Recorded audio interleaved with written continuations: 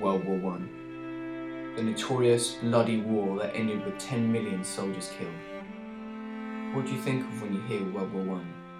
Trenches, Battle of the Somme, patriotic men marching to glory. But before they could even make it to the front line, they had to undergo vigorous combat training. It's 19th of January 2015, -3 real feel. 100 years ago, 10,000 soldiers would be waking up in the morning in these tents out here at Happy Valley ready to train. Originally, 100 years ago, it was a barracks holding hundreds, possibly thousands of men. Now it's just a farm, really, just a little horse field. A few months ago we were here doing an excavation. We found quite a few interesting stuff actually. It's just a small part of the entire camp though. The rest of it is over there. Thousands of people, ammunitions, weapons, a huge facility across all these rolling hills. Unbelievable. So have you found any like World War One stuff like while you've been here, or We have. what have you found? We found, well, Ashley's found the horseshoe, which was done in our courtyard. All right. I think they kept the horses there, so it's very heavy metal. You'll be able to see it in a minute. Now we're going to go off into the unknown. We're going to take a walk down this path here. Like I said, we haven't been down here before. We don't know what we're going to find, but it's exciting. I mean, I know it's hard to imagine, but all of this huge, expansive vista was just covered in tents and barracks. And again, I'm not too sure what was going on here exactly, but no, it's very, very odd to think about. Unfortunately, a lot of the people who came here didn't ever leave. That's what this documentary is going to be about, the deaths that occurred at this camp.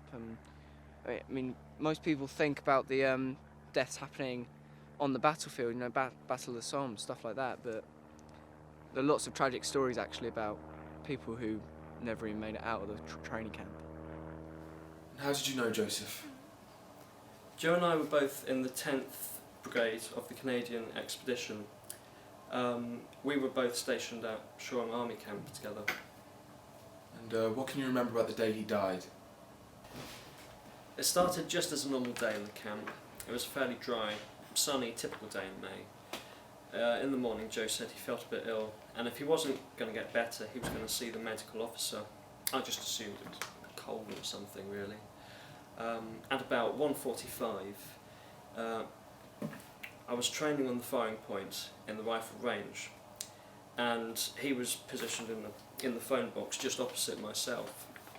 Anyway, he came over to me and he asked if he could have a cigarette. At the time I thought nothing of it, so I gave him one, and he went off, and not shortly after he called me over, so I went over to him, and he said he'd been sick. So I helped him down to the floor and I unclothed him, and he suddenly vomited. He was sick again, and he said that he was experiencing pains in his head and his chest. What did you do next? I informed the officer in charge of the range, and then he took over. Tell us what happened when you got to the scene.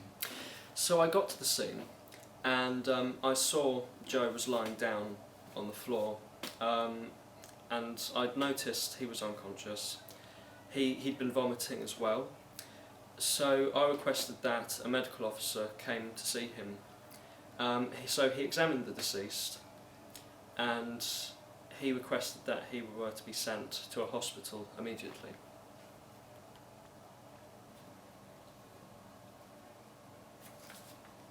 What happened after the ambulance arrived? Joe was moved to the 2nd Eastern General Hospital in Dyke Road. I accompanied him there.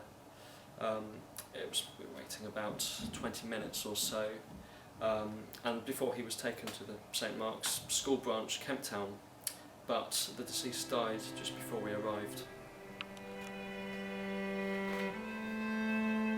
I realise this must be hard for you.